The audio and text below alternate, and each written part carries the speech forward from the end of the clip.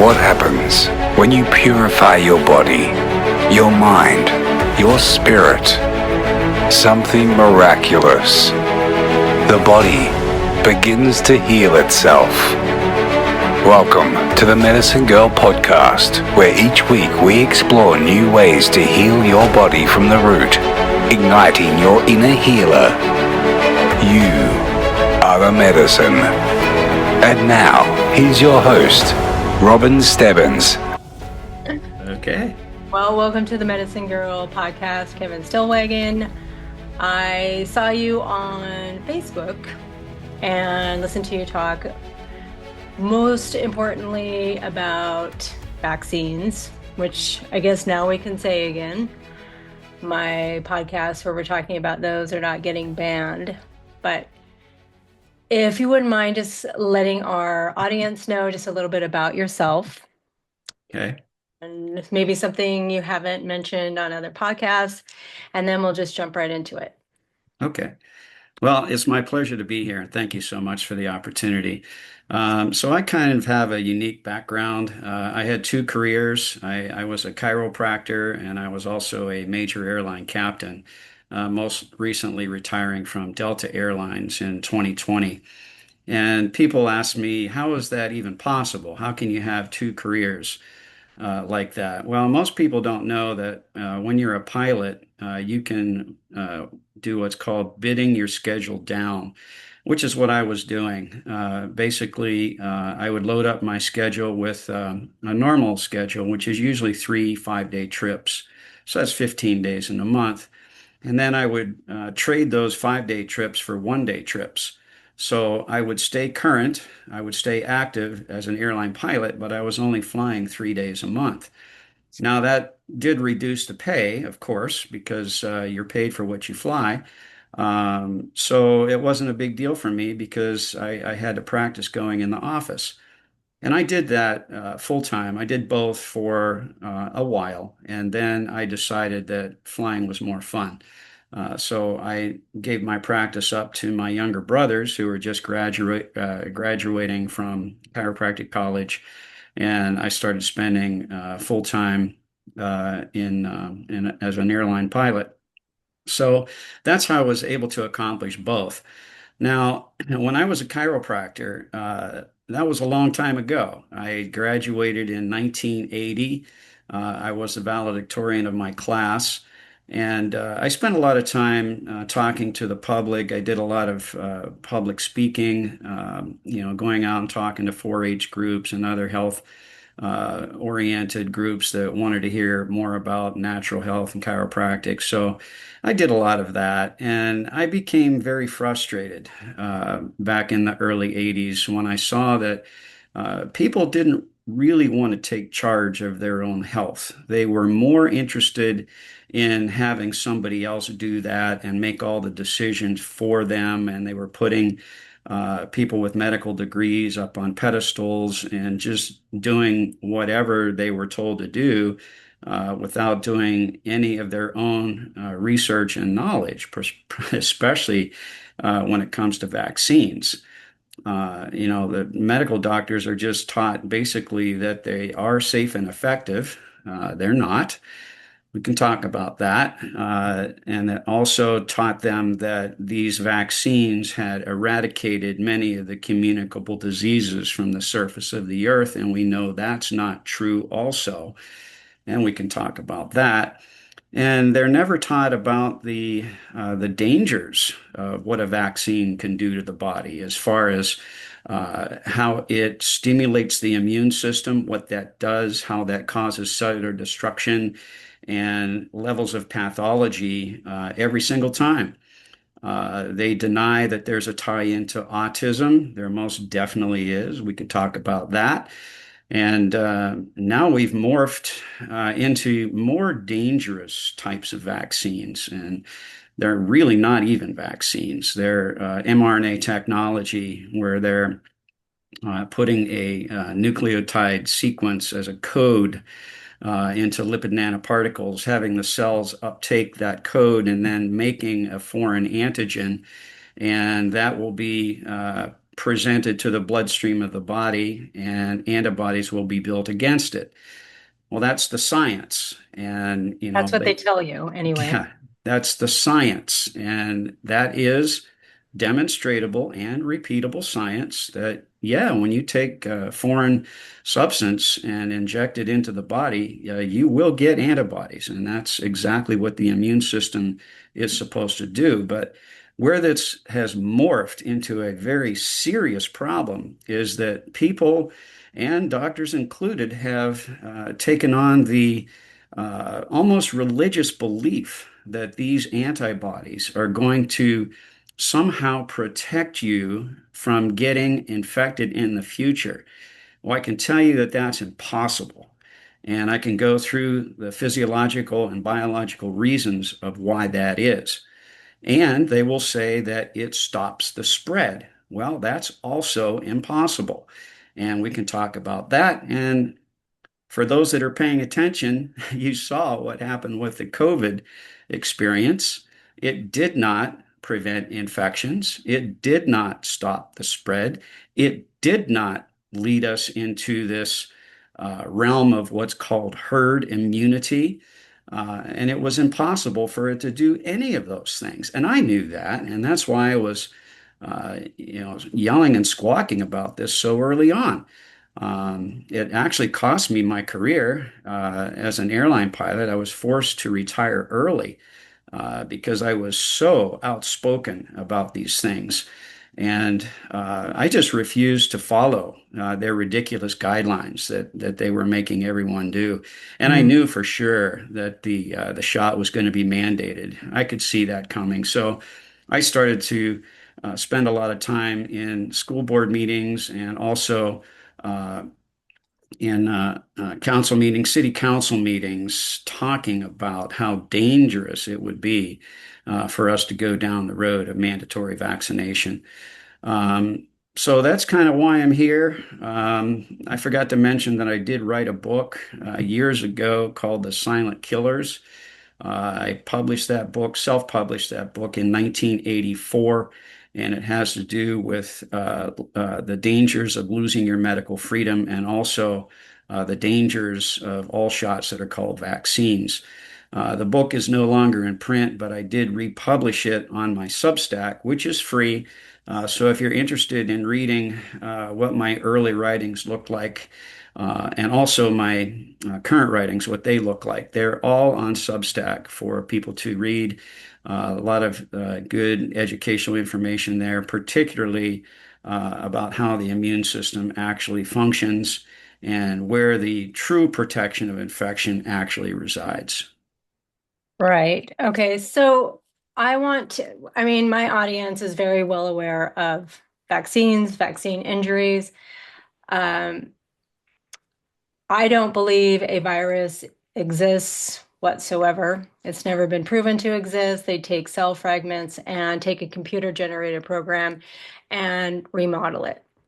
Yeah, I don't believe there is a such thing as contagion. So when we're talking about antibodies and we're talking about whatever these vaccines are alleged to do, I don't think that's happening. I don't think you're building immunity to anything other than the way you would take, say, a prescription drug and build a tolerance to it so that, if I took the dose that somebody else is taking, I'd be on the floor, whereas they can handle it because they built a tolerance. right, Doesn't mean they're building antibodies. That doesn't mean they're building an immune response to anything.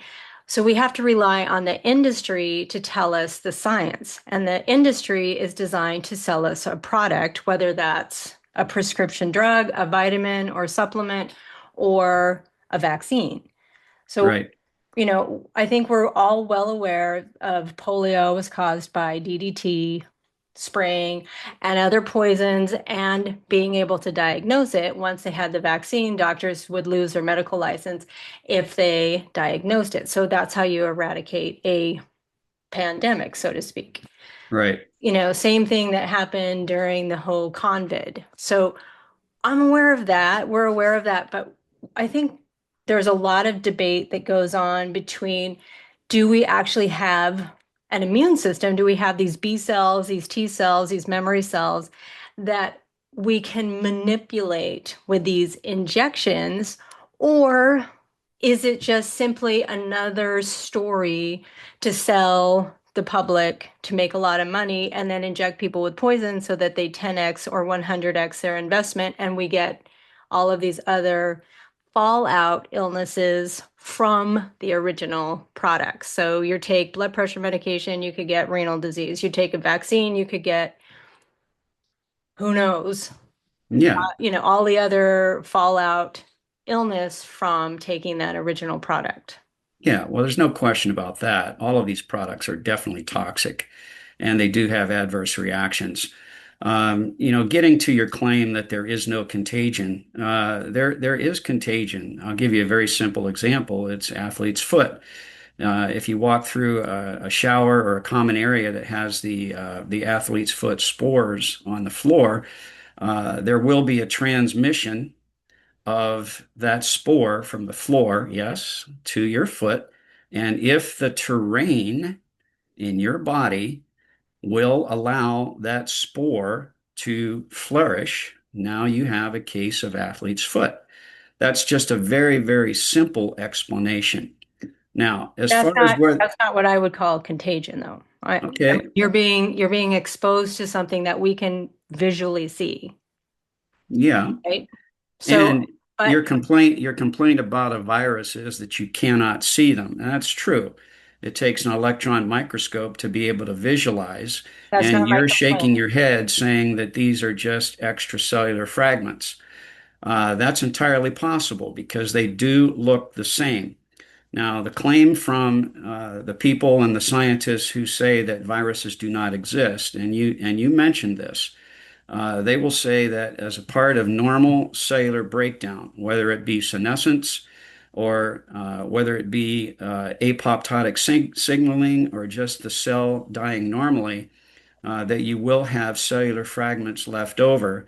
And some of those cellular fragments do look like what people say viruses are. I absolutely agree with you on that. They do look the same. And the whole uh, science or the biology of a viral, quote, invasion or infection says that the virus particle will attach to the cellular membrane, and then Right. the virus itself, the whole thing, including its shell, is pulled into the virus. I'm sorry, pulled into the cell. And Mm-hmm. this isn't the virus that's doing that because the virus if you go with the definition of what a virus is, it doesn't have any life. There's no life there. There's no intelligence. There's no mobility. There's no ability for it to reproduce itself. None of that is there. And so what's happening, if this narrative is true, is that the virus is taken into the cell in its entirety, and then the shell is broken down, and whatever the contents are of the virus, which is nuclear material, can escape into the cytoplasm, and then that is used by the ribosomes to either make more of what came into the cell or just use part of what came into the cell to make a new protein that can be used for other bodily functions. Now, this whole idea of a lipid nanoparticle works exactly the same way. And it does create a spike protein, and that spike protein can be measured in the blood. So, this is real science that's happening. I say that viruses are, in fact, real. Whether they came from nature or whether they came from the laboratory, that's up for debate. But the definition of a virus is either a lipid or a combination of a lipid and protein cell with a genetic material inside of it. And that is exactly the definition of what a lipid nanoparticle is. And people are running around getting these lipid nanoparticle injections, and what is it doing? Well, it's transfecting, or if you want to use the word infecting, it doesn't really matter. It's getting into people's cells, and it's creating the production of a protein. Now, the problem is when you do that, you have what are called T cells, cytotoxic T cells. And you mentioned that you don't believe these cells exist, but they do exist. We can see them No, I on didn't a say that. No, I regular didn't say that. microscope. Oh, just hold on though, so that we can have a conversation about what we're actually Okay, talking about. So, okay. whether the B cells and T cells exist as part of an immune response, I don't think that that is necessarily what is happening. And so we've debated all of this for the past 6 years. Whether a Hmm. virus exists, whether contagion exists, there's people on one camp. I feel like we're getting lost in the minutia. And what I actually want to talk about, though, is can you get sick unless you're poisoned? I have not seen any evidence in the 28 years I've spent inside the medical industrial complex as a psych tech, as a registered nurse, working directly with patients. I think Hmm. you can either be poisoned by any number of things that aren't found in nature and things that are found in nature, like arsenic and other Right. elements that you wouldn't normally go and scoop up arsenic and eat it. So that's, you know, maybe, maybe not. Does it really matter if it's a virus or if it's a poison coming from a vaccine or coming from a prescription drug? What are the mechanisms of action in the body to stay in homeostasis? And once you're in homeostasis, you're not going to get sick. I haven't been sick in 15 years since I've stopped taking prescription drugs, vitamins, supplements, and over-the-counter medications like aspirin. Hmm. I haven't been sick. I mean, Right. I'm in home health. I worked during the Right. pandemic without a mask, without PPE, with patients that were dying through hospice. Did I Right. get sick? Never. Did other people get sick? Was it hypochondria? There's the placebo, there's the Yeah. nocebo, but it's more, I feel like we have to trust their science. The science it was put together to sell vaccines and to sell the narrative to get us to symptom pill, as opposed to the miraculous capacity of the human body to heal itself and to stay in homeostasis, but there's no trillion-dollar empire there. Yeah, that's true. And that's what I wrote about in my book. Years and years ago, I was talking about these natural health concepts that you are talking about. And yeah, if you have a proper terrain in the body, and this is where the terrain versus germ theory comes in, if you have the proper terrain, then you're going to be able to resist and counteract whatever comes into the body in the form of a toxin or a bacteria or what some people call viruses, whatever. If you've got that capacity, then you're absolutely right. You will not get sick. And I'm a big proponent of that as well. I eat right. I don't drink the tap water. I drink only distilled water, make coffee and tea with it. I don't take vitamins. I make smoothies, and if I think I'm lacking in a certain nutrition or a supplement that you can buy at the health food store, I look up foods that are higher in those contents, and I tend to consume those. I stay away from the vitamin And thing. I mean, I gotta just apologize for interrupting, but I have never met a chiropractor that does not take a whole salad of supplements and vitamins. And so, can we please go back to that? Because I mean, I've turned this basically into my mission Yeah, about vitamins and supplements because I don't think synthetic anything belongs in your body. I don't think anything lab made belongs in your body. I have yeah, a problem with the isolation of vitamins and substances found in food. I think it's the whole food. Nature gave you an yeah, orange with the peel, with the pith, right. with the juice that all works in the food matrix, the Correct. synergy. Yeah. That's the medicine. That's the part of it. So if we could kind of go back and tell us why you don't take vitamins. Well, when I when I first started looking at what was in vitamins, uh, and I'm trying to resolve how that stuff would get absorbed into cells and actually used by the body. I'm thinking, if I wanted iron, I might as well suck on a rusty nail because it's exactly the same concept and it's not really bioavailable.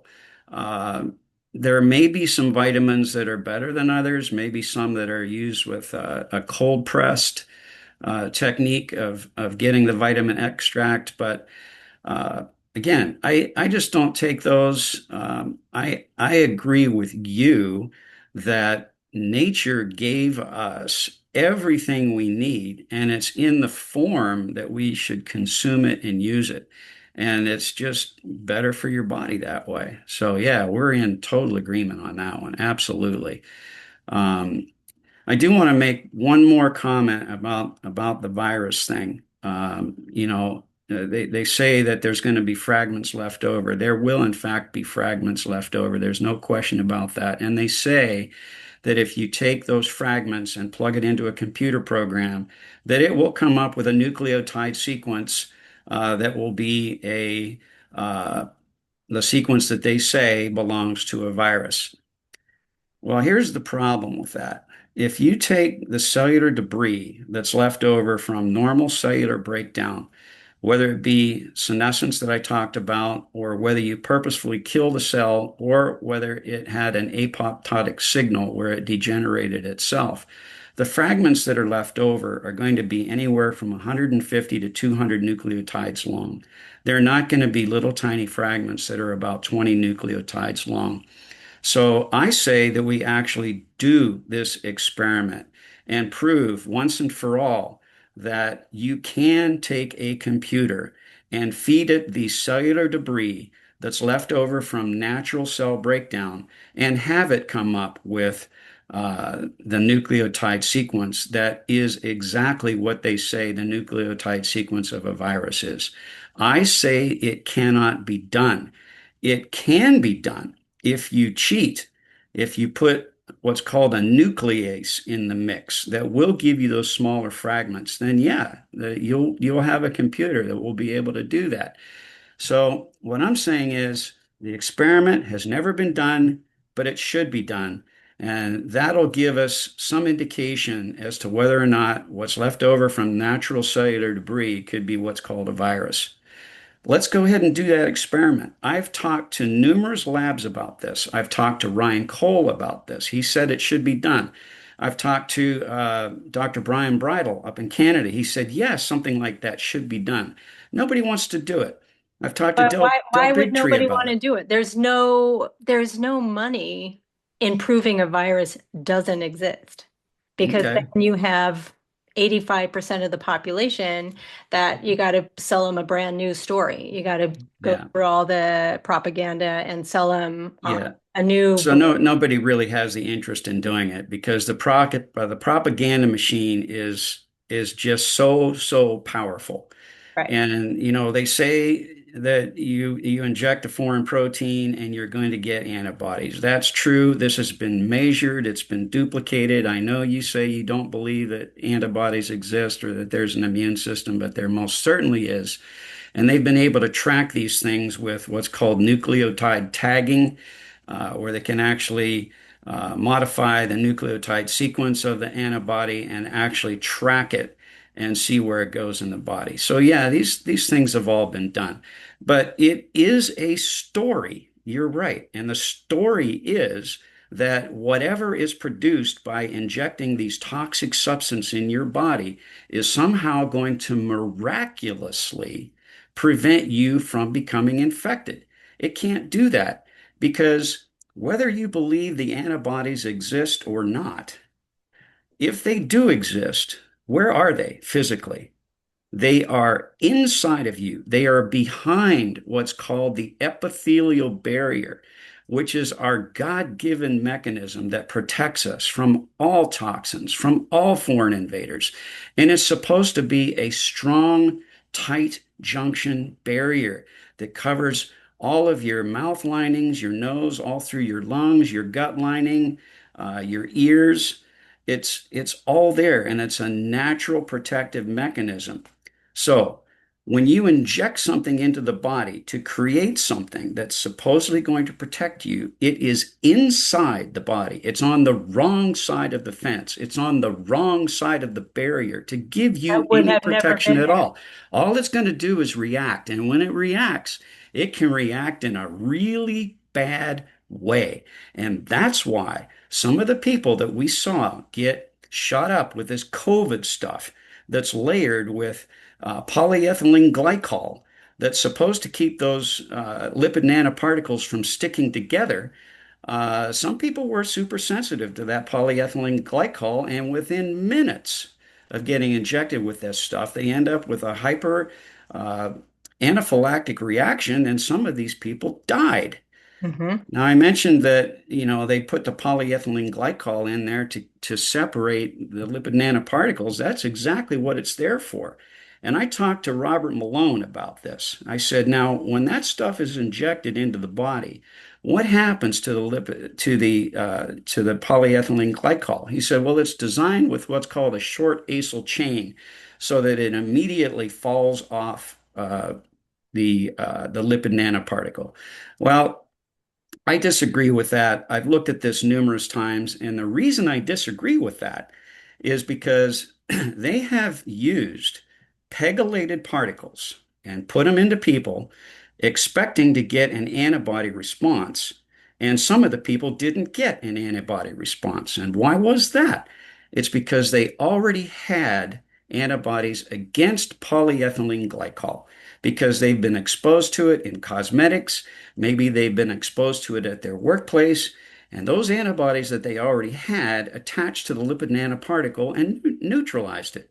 And so whatever was inside that lipid nanoparticle was unable to be delivered to cells and did not create the response that they were looking for. So that's the polyethylene glycol side of this. Now, I will tell you that I also discovered that the polyethylene glycol can fall off those lipid nanoparticles right in the vial. And that's why the administrators of that shot are instructed 3 times. And if you read the rules for administering this stuff, 3 times they're supposed to look at that vial to make absolutely sure that there's no coagulation and no sediment. Because if that gets injected into you, the chances of an embolism developing and creating a deadly stroke or heart attack can occur within minutes or hours. And we saw that happen too.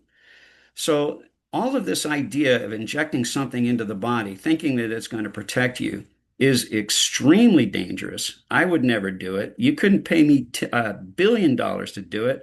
I wouldn't even do it if a gun was pointed to my head. It is that dangerous. So I have a lot to unpack here. Yeah. One is we have to trust what they said that is in the vial. So, Don't trust that. so as a nurse, I can guarantee you the doctor's office I worked at, no one's reading the insert and reading the look at it 3 times. No one's doing that. Yeah. You're just stab and go. I've never done that. I never had to do that, fortunately, and I quit before my time was up. But human beings have no control. I don't have a Robin 2.0 that got the identical treatment and then maybe one additional to see how I reacted here, how I reacted there. Yeah. So there you can make up anything. So we have to trust with these psychopaths that are convicted felons are putting in a vial to keep us healthy. I don't trust them.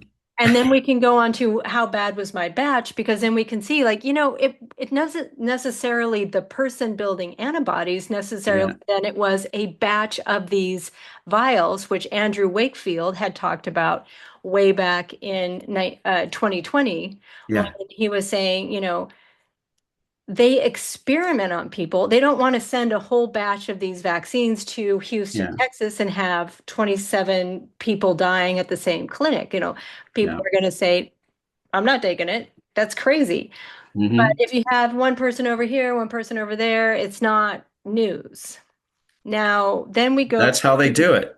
And, That's how I've they talked to people that have worked in vaccine laboratories, and they tell me that, yeah, there is absolutely no way to know what's in that vial before they exactly. push that plunger, unless you do. Or, Yeah. or even if you and I, like with our funds, I've got a couple dollars in the bank, you do too. You and I could spend the rest of our lives trying to figure out what's in one vial, Yeah. because we don't have the full unicorn to determine, is this a hoof from a unicorn or is it a duck? Like, we need the information first. Now we have to look at the synergy.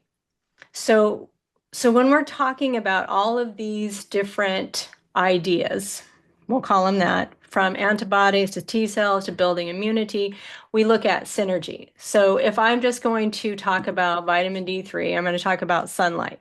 Sunlight hits my skin. I don't produce a corticosteroid hormone they call vitamin D3. I produce 36 different hormones that they can measure. There's probably a lot more occurring simultaneously. Provided I have enough cholesterol, it's going to get shuttled to the places and make whatever it needs to make. But that's a trillion different responses from sunlight hitting my skin in that moment. Science Hmm. will never be able to determine everything that's happening to say, okay, well, here's a pill that can replace sunlight. Just take it, but it accidentally kills rats, cats, mice, and dogs. But just trust us on this one. We're a $1 billion industry. We made up the science back in the 70s. But we have to determine then, can we isolate something from sunlight? So I see the sunlight. I have trillions of different reactions occurring simultaneously in my body. I'm going to pick one, corticosteroid hormone. I can make it from sheep's wool or deer lichen, and I extract it, which is the same isolation, kind of where I wanted to ask your opinion. Can you isolate something from nature? So if I burn kelp, I react it with sulfuric acid. There's a violet plume that comes off it, and I say, voila, I have iodine, and I've isolated that in your body. So if you take this lab-made iodine, it's the same thing that is happening in your body. Or if I give you this tablet, it's the same thing that you're getting from sunlight. Whereas I have said the lab values are, again, a way to sell you the drug. So I can say, Hmm. hey, look, Kevin, it's working. Your vitamin Yeah. D levels are higher, but yet your bones are more porous and your testosterone has dropped. But I'm like, hey, it's working. Yeah. That's exactly right. What are they really measuring? They're measuring a titer or a quantity that's in the blood. It doesn't have anything to do with what it's doing inside of your cellular network. So yeah, I agree with you. I'm with you that, 100%. So I think we're aligned on most things. It's just that, is there an invasive entity or not? I say that there is. Yeah. You say that there's not, but the key to the whole thing is you got to have a good terrain. Let's talk about that then, because that's where we are 100% in agreement. And the one other thing I want to add, because you talked about, our epithelial membrane. And I am Yeah, so, once I started to look at the junk behind the vaccines, yeah. and then I started to look at prescription drugs, and then I started to look at vitamins and supplements, and it was, okay, well, how are we staying in homeostasis? How can we keep the body in homeostasis? One of the main mechanisms of interference I found that we're all told to do a million times a day is soap. And soap will wash off that layer of sebum, which is what I call our one-way valve, or it washes off what Hmm. I call this and our antenna. I mean, you have a full head of hair. Hmm. I think this is an extension of the nervous system that can help us with proprioception, that can help us sort of with that sixth sense.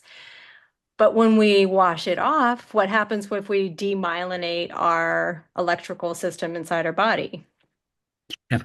Myasthenia It's gravis, funny. It's funny you should say Parkinson's. that. You just sent me back to my father, who was, way uh, the ultimate chiropractor. He was the chiropractor's chiropractor, and he was actually averse to using soap. He didn't. really bathe all that often. Now, he did wash his hands Yeah. when he was working with patients. But as far as, washing his hair and, and the skin, my brothers and I used to call it the bird bath because he was standing in front of the sink. I'm giving way too much information here, but God rest his soul. Your dad and I have a lot in common now. He's been gone quite a number of years now. But he was right about a lot of things. He was a very smart guy. Uh, Hopefully I got some of that smartness, but who knows? Well, I think you do, and I think what happens is we can get lost in the minutia, and then you and I can spend the whole time arguing about, well, does a virus exist or not? And maybe it's irrelevant to what we really need to be talking about, that conversation of how does the human body stay in homeostasis? So no matter Yeah. what I'm introduced to, whether they're spraying chemicals in the sky or whether Hmm. they're injecting us, my body will resist it because I'm in homeostasis. Homeostasis, yeah. I'm bulletproof. Yeah, and I taught a whole course on immunology, and the last segment talked about what we're talking about right now. How do you get that good, strong terrain? And I talked about some of the things that we already talked about. Number one, you've got to eat clean food. You got to stay away from anything that's been tainted with glyphosate. Glyphosate is a major problem. It's disrupting our gut linings. It's weakening that tight barrier that I talked about, and it's allowing all kinds of things to leak through that gut barrier that didn't before. And that's why we're seeing people running around with all of these crazy food allergies now and full-blown celiac disease. That's where it's coming from, I'm telling you. And I've got all of the physiological mechanisms of why that happens, why glyphosate does that to the body. And if you're interested in learning more about that, you can Yeah. take my immunology course, or anybody can. I Link think will it, be down below. yeah, And for a reminder, they first patented glyphosate Roundup as a broad spectrum antibiotic. correct. So it's like taking an antibiotic every single day. Yeah. And I don't know if you know, Trump declared it a matter of national security Yes, that I did. I saw that. they can dump millions of gallons in our federal land. Yeah, I've got my own opinions about that. I used to not believe that they're trying to shorten our lifespans and kill us, but really they are. Yeah. They can't afford to keep aging seniors on the planet. They're just going to run out of money. So they want to reduce the lifespans, and they want to keep people sick. And the absolute easiest and most effective way to do it is through injectable products called vaccines, because you're totally ignoring that epithelial barrier that we talked about. You're injecting who knows what. Yeah, we don't know what's in there. You have to believe what they tell you is in there, but there can be all kinds of crap in there. And I've talked about this before. And yeah, they do experiment. And some of the vials definitely did contain graphene oxide. I talked to Ryan Cole. He said that he looked at a bunch of vials and could not find graphene oxide. I believe him. But I've talked to other scientists that have looked and found it using Raman spectroscopy. And yes, they did find it. And I actually found out a reason for why it could be in there as far as experimentation. And it has to do with what's called the dendritic cell T cell response. And it basically, the graphene sheet is only one atom thick, and it basically interacts with the cells uh, like kind of like Velcro. It sticks those cells together, so it gives you what they call a heightened immune response. So yeah, it could be in there. There could be other things in there too, and I've talked about some of these things on some of the videos that I have done, and one of them is called DNA origami. Have you ever heard of that?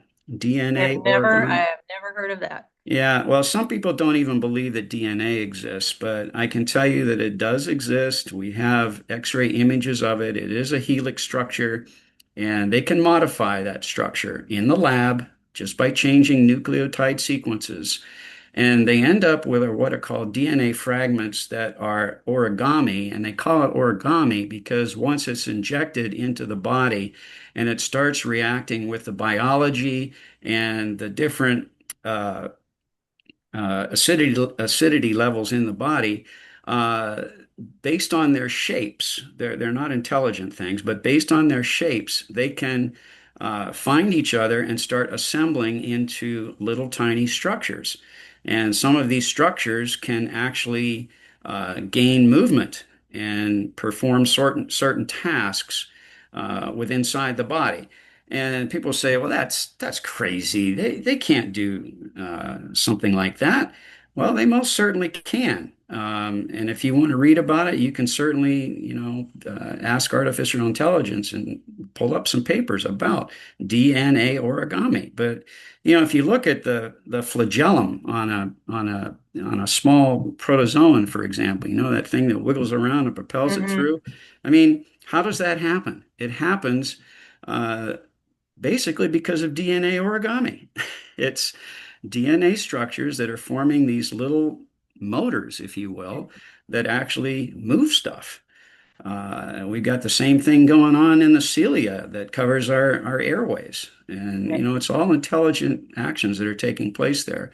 And, part of God's mechanisms of how he designed us to protect us. And so, my big deal is, and I think yours is too, don't ignore the epithelial barrier that was put there to protect us. Keep that as strong as you can. Keep the terrain strong. And we talked about eating clean food, drinking clean water. Another thing you need is exercise.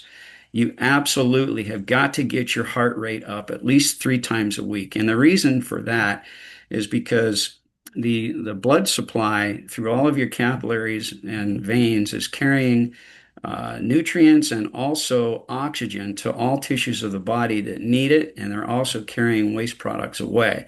So if you're not getting that full uh, movement of blood rapidly through tissues of the body, you're going to start to get areas that become what are called ischemic. They start to lack the proper amount of blood supply. They start to build up those waste and toxins, and that's basically the beginning of a disease process. In fact, if you look up almost any chronic disease, one of the first stages of the breakdown is listed as ischemia. So I do whatever I can to get that heart rate up. I also do something a little strange. I hang upside down every once in a while just to reverse the effects of gravity, which I think is a very, very good thing to do.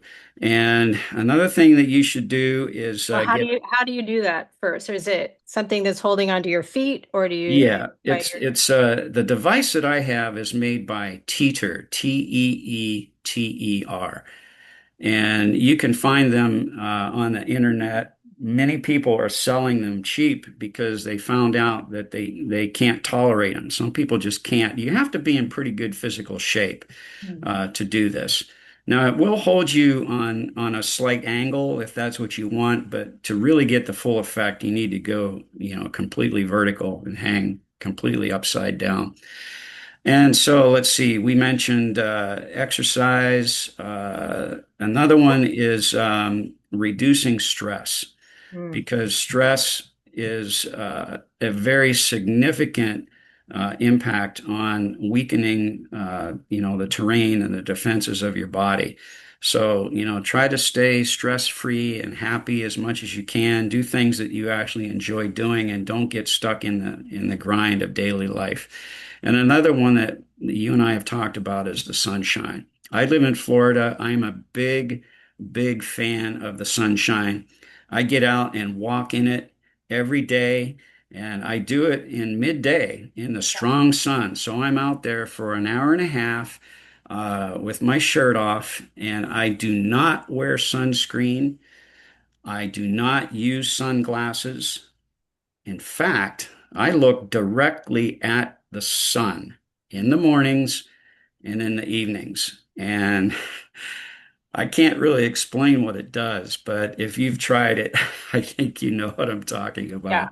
No, there's something else that's happening, and I will look at the sun if my eyes have been kind of tired or I've Yeah, been in screen too much during at 12 o'clock. Don't do this. I'm not recommending it, but I look directly at the sun at noon for a few seconds and my eyesight is restored. I used to wear glasses to drive.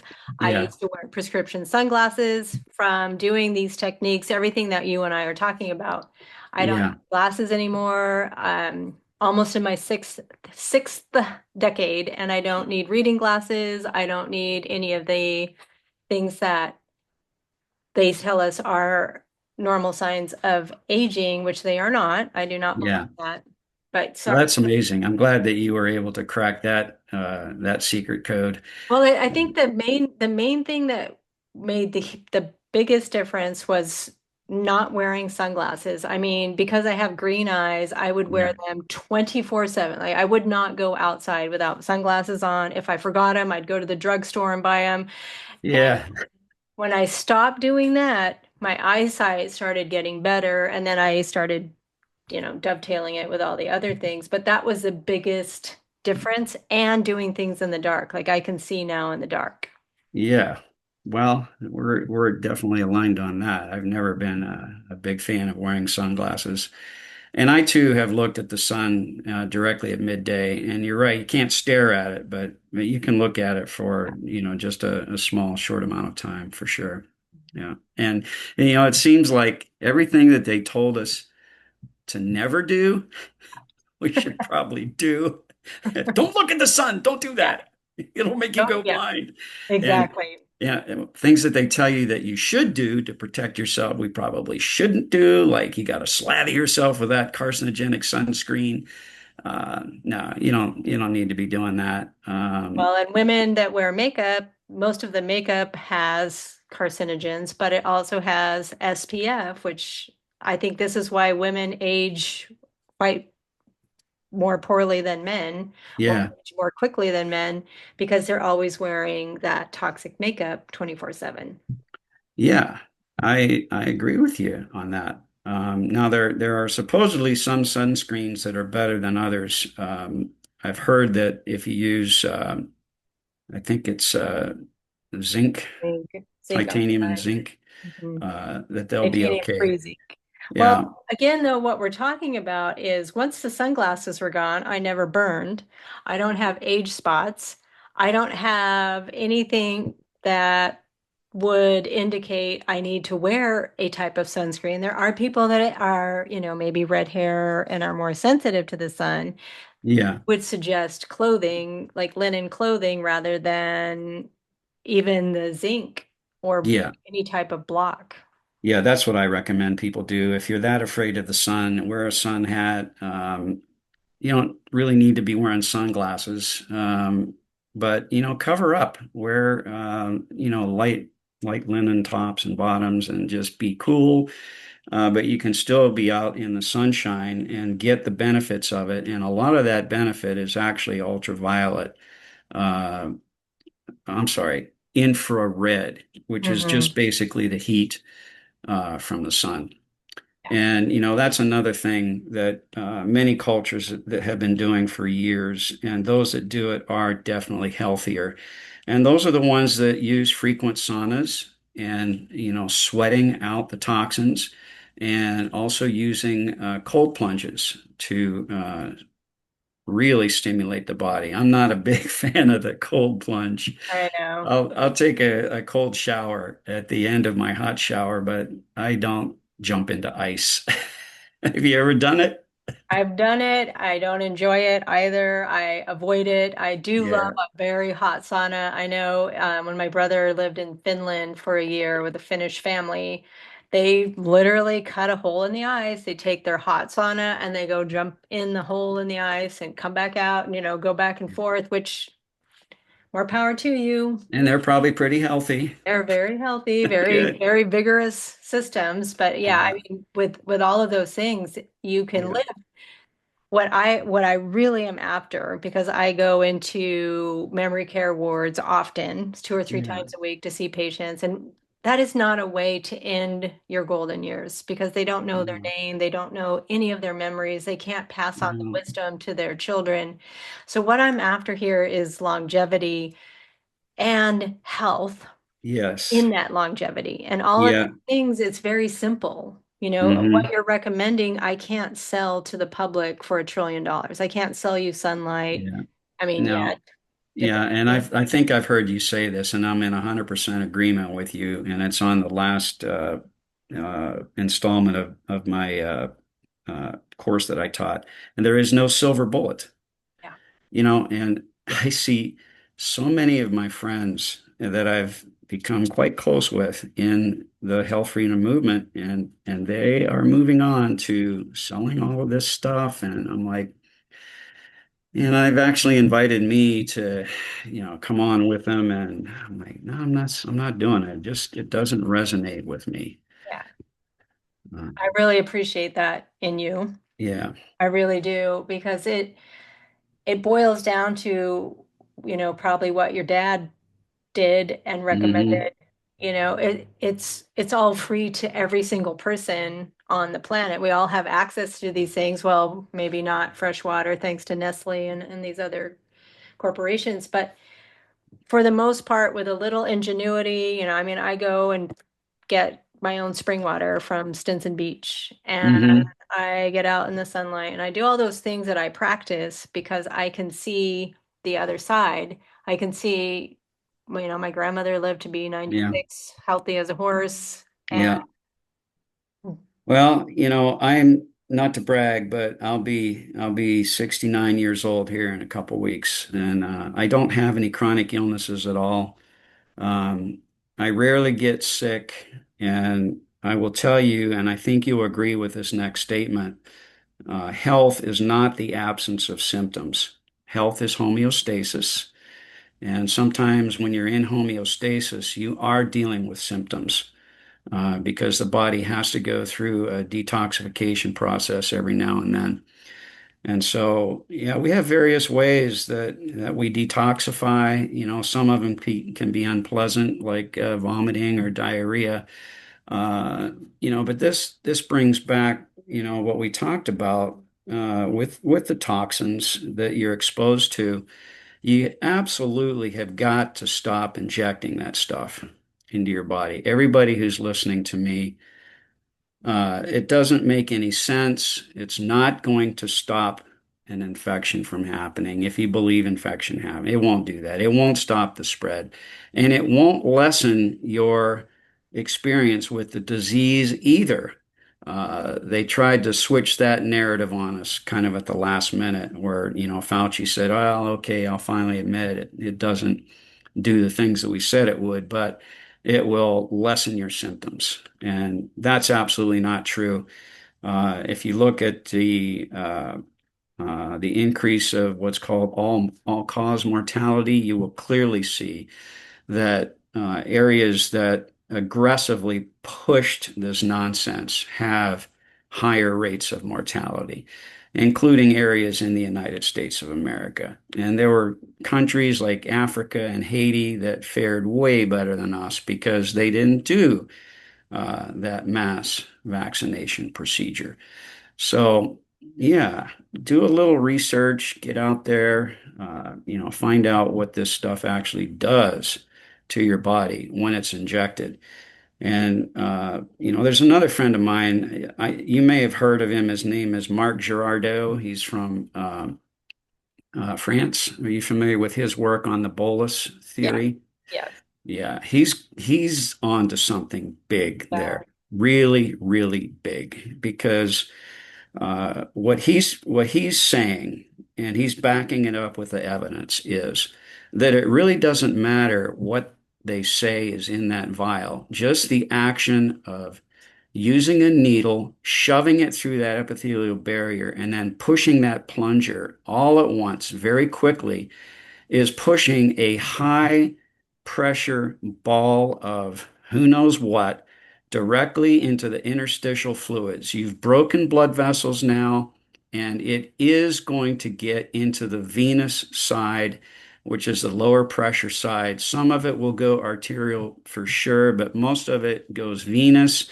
And within a matter of minutes, it is coursing all through your body. It's going to go directly into the right side of the heart, through the lungs. They're going to get impacted first, then it goes right back out to the left ventricle. And so it's your heart and lungs that are taking the major impact of this stuff. And just the fact of putting those toxins in there is going to irritate those linings, and that's where the myocarditis is coming from, the endotheliosis. I mean, we've got all kinds of problems here that we need to deal with. The big Very thing, profitable problems. yeah, the big thing that people have to overcome is their fears of getting sick. You have to get over that. Whether you get sick or not, whether you believe it's coming from, a toxin or a bacteria or a virus or a protozoan, it really doesn't matter. What matters is how are you going to get over the illness? And what you and I are saying, and I believe we're totally aligned on this, is treat the terrain, get that terrain healthy again. Your body was designed to heal, and it will. Stay away from the pharmaceuticals, stay away from anything synthetic, do it all naturally. Yeah. And I think we're starting to see more and more doctors now that are starting to wake up on this. And one of them is a really good friend of mine, is Dr. Peter McCullough. And he's been on the forefront of the myocarditis thing, but he has said time and time again now that when you get sick, investigate the natural things first, the Right. ones that have been tried and true, because that's going to get you on the path to recovery. If there's some kind of an emergency intervention that needs to be done, I mean, we have those capabilities for sure, but it's best, I think, and I've always said this, is to go the natural route first. Yeah, and I appreciate you saying that because that is really what we all can then have control over. Yeah. We can have control over our response. I don't think you can poison the body back to health. So, No, you can't. yeah. And look at your lifestyle. Is there any way that you're interfering with your body's ability to stay in that homeostasis? Yeah. Look at all of the substances. I say if it grew out of the ground, fell out of a tree, or walked around, it's on the menu. Look at it that with still the same reverence that you would anything that goes in your body, but also, synthetics and anything the body doesn't understand is going to have a reaction like that bolus that goes into the arm. They don't talk Mhm. about that pressure. No. They don't talk Mhm. about what's injecting into the vein or coming out of the vein. You have like a stream has its own synergy, and you Yeah. interrupt that, you move the stream, you're going to change that Yeah. dynamic. Same within the body, which life or death, I say, of course, absolutely do that, but not routinely, and certainly don't inject different vitamins and supplements as an infusion Mm. to stay healthy. No. No, I've never had a shot of any kind. I don't know if you knew that or not, but some people are afraid to say that they're anti-vax, but I am absolutely anti-vaccine. I've never had one. I never will take one. Um, I I Even could as a probably baby. never had one. You're Never had one. But look at you. Look at you. You have no chronic diseases. That's You right. have a full head of hair. You look Yeah. probably 10 years younger than your stated age, which, Yeah. And I can still get out there and run. yeah, Somebody just saw me running the other day. They're like, "Holy cow, man, what are you doing?" I'm like, "Well, I'm just running." yeah, wow, It feels good. Feels yeah. good to me to get that heart rate up and keep things moving. The lymphatic system too is one that I neglected to mention. If you can't get out there and run, if you're stuck in a wheelchair, for example, there are plenty of things that you can do as far as moving your arms and your torso to keep that lymphatic moving in your body and also the blood as well. So don't give up. There's plenty of things that you can do. Just keep moving. When you stop moving, you start dying. Exactly. And once you have that momentum, don't let anything interfere with it. Keep Yeah, that momentum going, and you can carry that into your 90s. I have yeah, observed personally with patients that I work with that follow these principles. So thank you so much excellent. for lighting up this hour. I didn't know how it was going to go because I know that we have certain things we disagree on, but this Yeah. me is one of the most important things that we can do in the field is have healthy discussions where I don't need to agree with you, you don't need to agree with me. I can take in your viewpoint, I can let it marinate, and maybe Hmm. you change my perspective or vice versa. So I Yeah. do appreciate you sharing your point of view, and I love that we both came to the same conclusions coming from different pathways. Yeah, absolutely. Yeah, it's been a great discussion. I welcome more. Yes, I agree with you. And all of the links to find Kevin and his book, which I recommend, and anything about vaccines, I think you're the go-to guy. Thank you. I appreciate that. Thank you so much. Thank you for joining us for another incredible episode of the Medicine Girl podcast, where our mission is to ignite the power within so you can hear your divine wisdom and follow your soul's true north. Fear is loud, peace is quiet. Listen to the softest voice. We are all walking each other home.